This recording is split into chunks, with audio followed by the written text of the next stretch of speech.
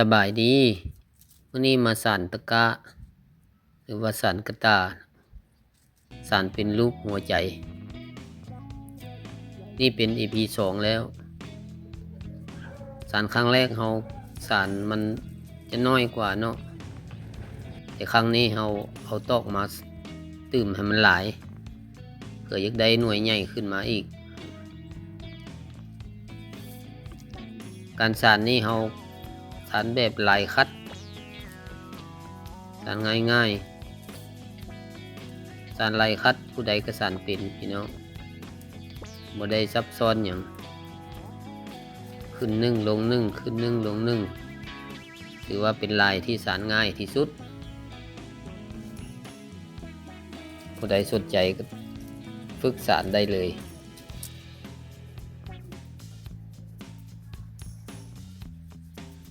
อันนี้เราเอาตอกทางกว้างสุดนี่มันเอา24 เส้น24 เส้นถ้าเราสานขึ้นมานี่ก็เป็น16 เส้นหลังจาก16 เส้นแล้วเราก็มาตื่มอีก4 เส้นเราเป็น20 เส้นนี่นะหมายความว่าเราตื่มแต่ครึ่งเดียวเนาะครึ่งนึงหลังจาก16 เส้นแล้วเส้นที่17หา20นี่เราก็สานครึ่งเดียวสานแบบนี้พี่น้องสานลายคัดคือเก่านี่เขาก็สานครึ่งเดียวมันจะได้แบบนี้เนาะมาก็อวยมาฝั่งนี้ปีนด้านมาฝั่งนี้เขาก็มาสานคือเก่า8 เส้นนี่เนาะอยู่เครื่องกลางโมเมนต์8เนาะ12 เส้นครึ่งนึงน่ะ12 เส้น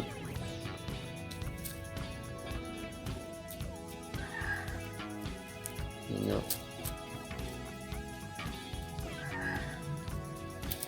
เขาก็มาสานครั้งนี้เป็นลักษณะนี้วันนี้เขาก็มาพับเนาะเขานับเอา12 เส้นนี่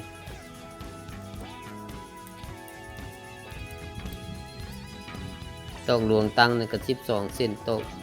หลวงนอนก็12 เส้นพับเสลี่ยงแบบนี้มันได้มุมได้แจมันแบบนี้เนาะ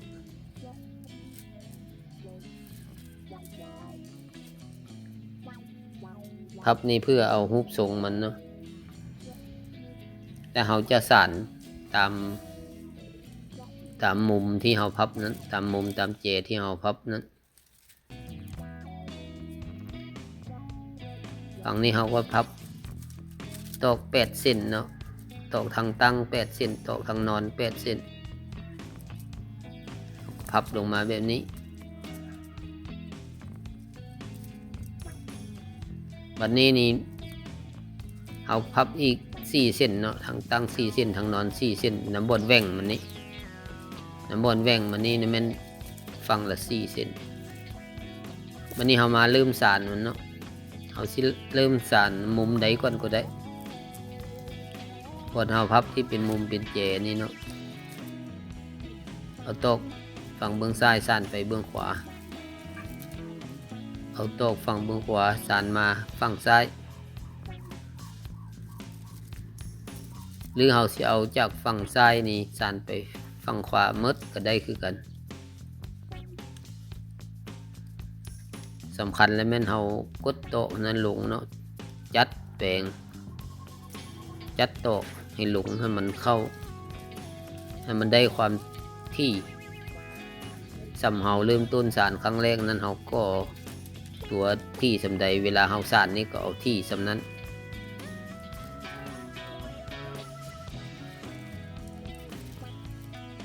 เฮาสานที่จนว่าเฮาสานบ่เข้าเนาะเพราะว่าลายคัดนี่มันจะบ่จำกันมันยังเป็นว่างน้อยนึงถ้าลาย2ลาย3มันจะเจ็บดีมันจะเข้ากันหมดนี่ลายคัดมันจะเข้าบ่จำ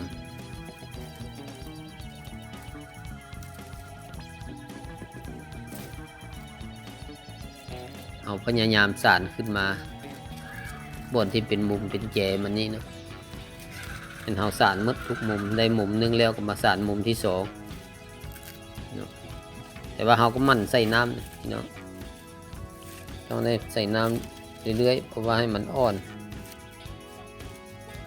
เฮาสานไปแล้วตอกเฮาสานมันจะอยู่ตัวดีถึงน้ำแล้วมันจะอยู่ตัวดีเนาะเวลาเฮาจัดเข้าแล้วมันกระบอกพื้นออกเราต้องจัดตอกแปลงอยู่บนแว่งมันนี่ก็ยากน้อยนึงเนาะแต่เฮาก็พยายามสานมันมีลวงไผ่ลวงมันอยู่ตอกฝั่งนึงไปซ้ายฝั่งนึงไปขวาจากมุมเนาะจากมุมบนเฮาหักเฮาพับน้ำบนแว่งมันนี่ก็เป็นมุมคือกันเนาะเฮาก็สานตอกฝั่งซ้ายไปฝั่งขวาตอกฝั่งขวาไปฝั่งซ้ายสานไปมันมีรอบนอกรอบในเนาะสานไปกันแบบนี้มุมนี้ก็คือกันเนาะเอามานับเบิ่งนี่เนาะแต่ละมุมนี้มันมี4เส้นเนาะ4คู่มันมี8เส้นแต่ว่าเป็นคู่เป็น4คู่อยู่น้ำบนแว่งมันนี่เนาะฝั่งละ4คู่บนเฮาพับโตะครั้งแรกนั้นมันจะเป็นมุมเป็นแจของมันอยู่เราพยายามสานเข้าไปแบบนี้สานแล้วก็กดโตะลงให้มันจำ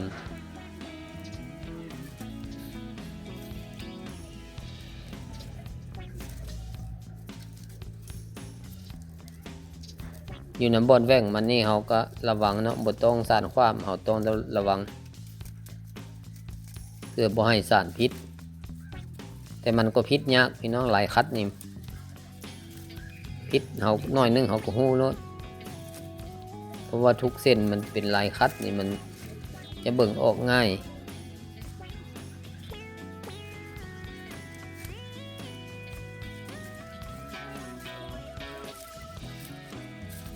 นี่หลังจากสานได้แล้วเขาก็มาป้ายสานได้รอบมันแล้วเขาก็มาป้ายนี่ก็เป็นลายคัดคือก็ขึ้นนึ่งลงนึ่งขึ้นนึ่งลงนึ่ง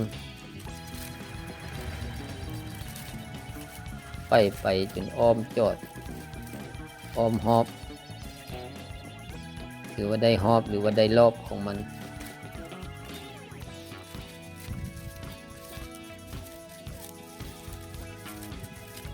ไปแบบนี้หลังจากไปแล้วเขาก็จัดลง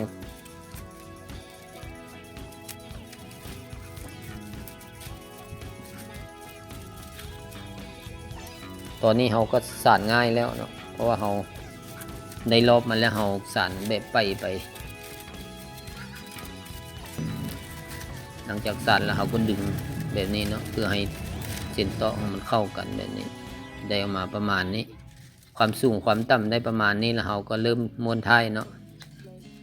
เริ่มม้วนเขาพอสำนี้แล้วเขาก็มาเริ่มเอา3เส้นก่อนเนาะสาน3เส้นก่อนแล้วมาสาน2เส้นน้ำหลังเส้นที่1นี่เนาะสานเข้าไปเส้นที่2สานเข้าไปเส้นที่3สานเข้าไป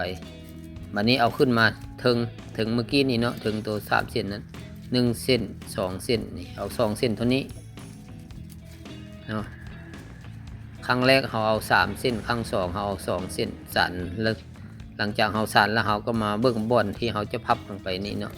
บ่อนสุดท้ายที่เราสานเมื่อกี้นี่เราพับเส้นต่อนั้นลงไปพับเส้นต่อลงไปแล้วเราก็สานเป็นลายคัดไปเนาะแล้วก็เอาเส้นใหม่ขึ้นมาสานเป็นลายคัดเข้ามาแล้วเขาก็มาพับเส้นต่อนี่ที่เนื่องจากซ้ายไปขวานี่เนาะเขาพับแล้วก็สานเข้าไปแบบนี้ถือว่าม้วนแบบนี้เนาะคล้ายคือกับเอาม้วนกระติบเข้าหลังจากม้วนแล้วเขาก็พับสานขึ้นมาแล้วเขาก็พับเส้นเนื่องไปจากซ้ายไปขวานี่เขาก็พับลงไปแล้วก็สานเป็นลายคัดลงไปนี่สานเป็นลายคัดขึ้นมาแล้วเขาก็มาพับต่อแล้วก็สานเข้าไปแบบนี้เอาเส้นใหม่ขึ้นมาสานเป็นลายคัดเข้าไปแล้วก็พับต่อแบบนี้พับแล้วก็สานไปตามว่างเดิมของมันนั้นแล้วก็เอาเส้นใหม่ขึ้นมาแล้วก็พับสานลงไปตามที่เราเอาเส้นใหม่ขึ้นมานั้นพั พับแบบนี้แล้วก็สานเข้าแบบนี้ก็เอาเส้นไหมต่อไปหั่นมาสานแล้วก็เอาเส้นอยู่ถึงมันนี่พับแบบนี้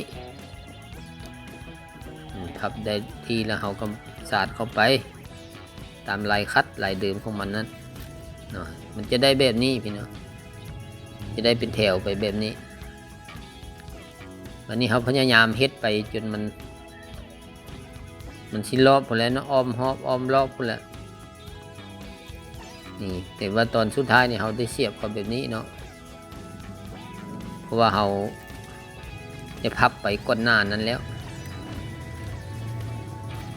ใกล้จะสุดนี่2-3 เส้นนี่เขาต้องได้เสียบลงแบบนี้ได้เสียบใส่ไขควงแทงแล้วก็เสียบเข้าไปตามลายเดิมของมันเนาะมันเป็นลายคัดลายเดิมของมันอยู่เขาพยายามสอดเข้าไปตามลายเดิมของมันเขาก็เบิ่งหมู่มันที่เขาม้วนมานั่นแหละหมู่มันมีลวดลายแบบใดมันลายมันไปแบบใดความน่าจะเปลี่ยนของมันไปแบบใดเขาก็เบิ่งตามลายเดิมของมันนั้นเขาก็สอดแล้วก็ค่อยดึงเข้าเทื่อละน้อยเนาะดึงแข็งลายมันขาดหลังจากนี้เขาก็มาจัดมาดึงบนใดมันสูงเขาก็ยันลงให้มันต่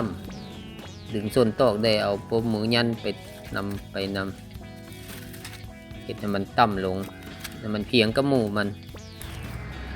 หลังจากนี้เขาก็ตัดส่วนตอกข้างนอกนี่ที่ส่วนตอกข้างนอกนี่ที่เพราะว่าข้างนอกนี่เขาก็ม้วนสำนี้ข้างในอันเขาจะเอาออกมาม้วนอีกหมายความว่าสำเร็จข้างที่1วันนี้มาม้วนข้างที่2เอาข้างในนี้ออกมานอกตอกอยู่ในนี้ม้วนออกมานอกเอามาสอดแล้วก็มาดึงออกมานอกแบบนี้เอาไขควงแทงก้นใส่ไม้หรือว่าใส่ไขควงแทงแล้วก็ดึงเส้นตอกนั้นเข้าแทงแบบนี้แล้วก็สอดเส้นตอกนั้นเข้าไปตามบ่อนเฮาแทงนั้นแล้วก็ดึง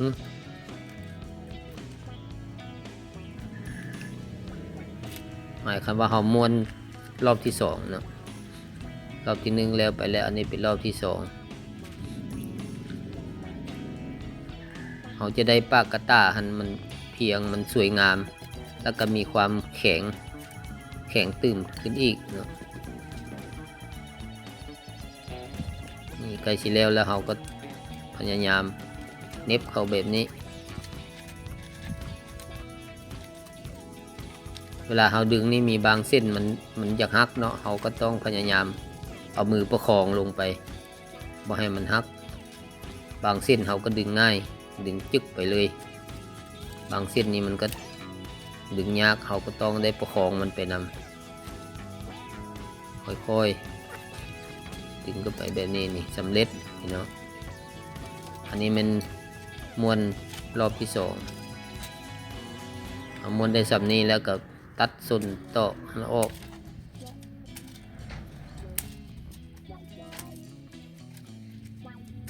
ตัดส่วนต่อออกก็ถือว่าสำเร็จพี่น้อง